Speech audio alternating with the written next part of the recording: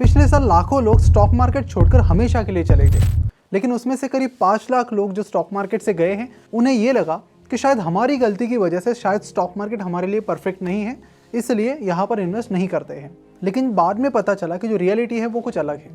इन लोगों को फंसाया गया था एक ट्रैप में। आज के इस वीडियो में मैं इसी ट्रैप के बारे में बात करने वाला हूँ, जिससे शायद आगे चलकर काफ़ी सारे लोग इस ट्रैप से बच सके।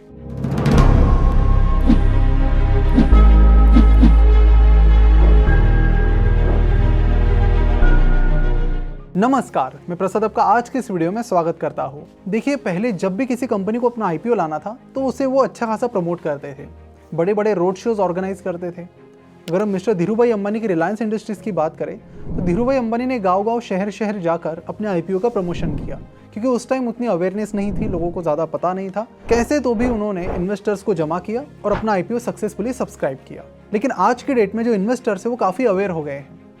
उन्हें आईपीओ में इन्वेस्ट करना तो आता ही है, साथ ही वैल्यूएशन और कंपनी के फंडामेंटल्स को चेक करना उन्हें भली भांति आता है। तो ऐसे में हमने देखा कि पिछले कई सालों में कई सारी कंपनीज का आईपीओ ऐसे आए कि बिजनेस बढ़ाने के लिए उन्हें पैसा नहीं चाहिए था, बट अपने कंपनी के जो एग्जिस्टिंग इन्वेस्टर्स हैं उन्हें एग्जिट देने के लिए वो आईपीओ लाने लगे।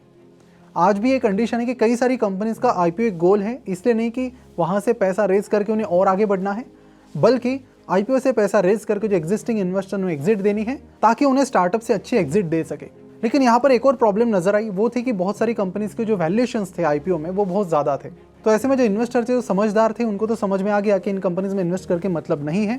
लेकिन इसी दौरान उन कंपनीज ने एक तरीका अपनाया जिससे उस आईपीओ को अच्छा खासा सब्सक्राइब भी किया जा सके। सिर्फ यही नहीं, कई सारी जो लिस्टेड कंपनीज हैं उन्होंने भी कई सारे ऐसे ट्रैप्स लगाए ताकि इन्वेस्टर उसमें फंस जाए और कंपनी का अल्टीमेटली फायदा हो। देखिए, यहाँ पर मैं 3-4 अलग अलग केसेस की बात करने वाला हूँ, वो भी एग्जाम्पल्स के साथ। तो आखिर तक देखेंगे तो आपको अच्छे से समझ में आएगा। देखिए, बात है साल 2016 की, जब इन्फीबीम का आईपीओ आया था, और आईपीओ के कुछ ही दिन पहले इन्फीबीम शाइनिंग ये कीवर्ड ट्विटर पर ट्रेंड होने लगा। बाद में जब फैक्टर डेली ने इसका एनालिसिस किया तो उन्हें पता चला कि कई सारे इन्फ्लुएंसर्स ने ये टैग रन करके इस आईपीओ को पुश किया है। तो ऐसे में कई सारे ट्विटर इन्फ्लुएंसर्स इसके बारे में अच्छी बातें करने लगे, जिसके बाद कई सारे लोगों को लगा कि ये अच्छा आईपीओ है तो इसमें इन्वेस्ट करते, क्योंकि कई सारे लोग जिन्हें हम फॉलो करते हैं वो इस आईपीओ के बारे में अच्छी बातें कर रहे हैं। शायद वो ये ना कहे कि आईपीओ में इन्वेस्ट कीजिए, लेकिन उनके जो स्क्रिप्टेड ट्वीट्स थे उसमें कहीं ना कहीं तो ये मौजूद था कि ये कंपनी फंडामेंटली बहुत स्ट्रांग है। आज इस कंपनी का आईपीओ आके 6 साल हो गए हैं, इन्वेस्टर को कुछ भी नहीं मिला। फैक्टर डेली ने बाद में एक स्क्रीनशॉट भी अटैच किया था कि कैसे इन्फ्लुएंसर्स को रीच आउट किया जा रहा है और इस हैशटैग को यूज करने के लिए कुछ पैसे भी दिए जा रहे हैं। बात सिर्फ यहाँ तक नहीं थी, अभी कुछ ही दिनों पहले सलासर टेक्नोलॉजीज के बारे में भी कुछ ऐसी चीज हुई। कई सारे इन्फ्लुएंसर्स ने बराबर एक ही दिन एक ही टाइम पर इस कंपनी के बारे में बड़ी अच्छी बातें की। बाद में एक इन्फ्लुएंसर ने इसे एक्सपोज कर दिया, बताकर कि देखिए किस तरह से मुझे इस कंपनी ने अप्रोच किया था पैसे देकर इसके बारे में अच्छा ट्वीट करने के लिए। लेकिन अब ये बातें सिर्फ ट्विटर और टेलीग्राम ग्रुप तक लिमिटेड नहीं है।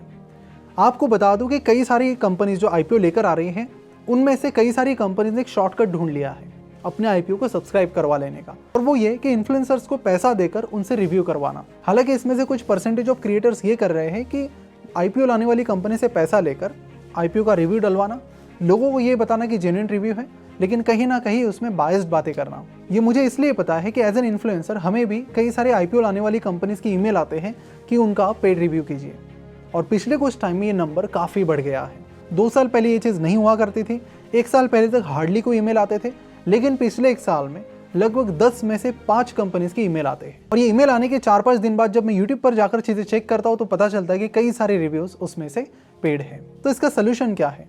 तो इसका सोल्यूशन यही है कि आप चाहे किसी को भी ट्विटर पर, इंस्टाग्राम पर, यूट्यूब पर फॉलो करें तो सिर्फ नॉलेज के लिए उन्हें फॉलो करें, उनके टिप्स या रिकमेंडेशन के लिए फॉलो मत कीजिए। और चाहे कोई भी वीडियो क्यों ना आप देख लें, कभी भी किसी पर्सन का ओपिनियन आप कैरी मत कीजिए। उनके जो डेटा है, उनका फैक्ट्स है, वो कैरी कीजिए, वो आपको हेल्प करेगा आपके एनालिसिस को बेटर करने में।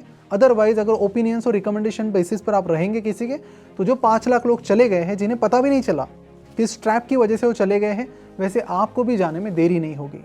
क्योंकि आज के इस टाइम ये पता करना बहुत मुश्किल है कि क्या जेन्युइन है और क्या नहीं। पर time to time stock market से रिलेटेड जो भी स्कैम्स आते हैं उनके बारे में हम बात करने की ज़रूर कोशिश करते हैं, ताकि आप सब अवेयर रहें। और जाते जाते बस मैं आपको यही कहूँगा कि कोई भी सक्सेसफुल ट्रेडर हो, इन्वेस्टर हो, इस तरह के स्क्रीनशॉट्स नहीं डालते हैं। और ये स्क्रीनशॉट डालने की नौबत बस उन्हीं को आती है जो प्रोमिसेस करते हैं आपको बहुत ज़्यादा रिटर्न्स देने का उनके कोर्सेज या वेबिनार के जरिए। एक्चुअली जो लाखों लोग इंडिया से स्टॉक मार्केट छोड़कर चले गए हैं, उनका ये परसेप्शन रहा है कि स्टॉक मार्केट एक मुर्गी है जो सोने के अंडे देती है, जहाँ पर मुझे क्विक रिटर्न्स मिलेंगे। और इन क्विक रिटर्न्स के पीछे फिर ये लोग लाखों लाखों के कोर्सेज कई बार खरीद लेते हैं, टिप्स को फॉलो करना शुरू कर देते हैं और पीछे लगते हैं कि टिप्स दो। इसमें से बताने वाले की गलती नहीं है, लेने वालों की भी गलती है, मांगने वालों की भी गलती है। तो इस ट्रैप से आप ज़रूर दूर रहिए। बेस्ट चीज़ ये है कि अगर आप खुद से डिसीजन लेते हैं, अगर आपको फेल भी हो जाते तो आपको पता चलता है कि ये स्ट्रैटेजी काम नहीं करती है। और अगर आप किसी और की सुनकर डिसीजन लेते तो आपको उस गलती से कुछ सीखने भी नहीं मिलेगा।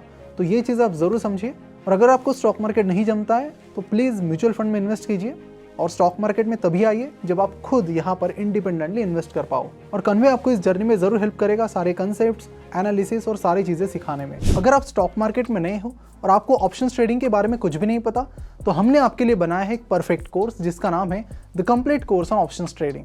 यहाँ पर हमने आपको ऑप्शंस कैसे काम करते हैं इससे लेकर ऑप्शंस के एप्लीकेशंस क्या क्या होते हैं, किन सिचुएशंस में आपको ऑप्शन का सही इस्तेमाल करना है और किस तरह से आपको खुद से ऑप्शन की स्ट्रैटेजीज बनानी है, यहाँ तक सब कुछ कवर कर दिया है। हमारी सबसे खास बात है हमारा समझाने का तरीका। हमने ऑप्शंस को इतनी आसानी से समझाया है कि अगर आपको ऑप्शन ट्रेडिंग का कुछ भी नहीं पता तो भी आप बड़े आसानी से ऑप्शंस को सीख जाओगे, ये हमारी गारंटी है। इस कोर्स को हमने इसलिए बनाया है क्योंकि इंडिया में कई सारे लोग ऑप्शंस को सीखना तो चाहते हैं, लेकिन आसान भाषा में चीज़ें अवेलेबल नहीं होने की वजह से नहीं सीख पा रहे हैं। और इसी प्रॉब्लम को हमने इस कोर्स के जरिए सॉल्व किया है। ये कोर्स आपके ऑप्शन के कंसेप्ट्स को इतना स्ट्रॉन्ग बनाएगा कि आप खुद ही अपनी स्ट्रैटेजीज बना पाओगे। फिलहाल इस कोर्स की प्री बुकिंग चल रही है, जहां पर आपको 1000 रुपीज का डिस्काउंट मिल रहा है।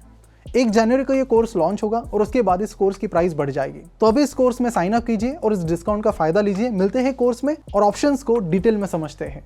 तो क्या आप में से किसी के साथ कुछ ऐसा हुआ है? नीचे कमेंट करके जरूर बताएं ताकि हम सब उससे सीख सके। इस वीडियो को देखने के लिए बहुत बहुत धन्यवाद।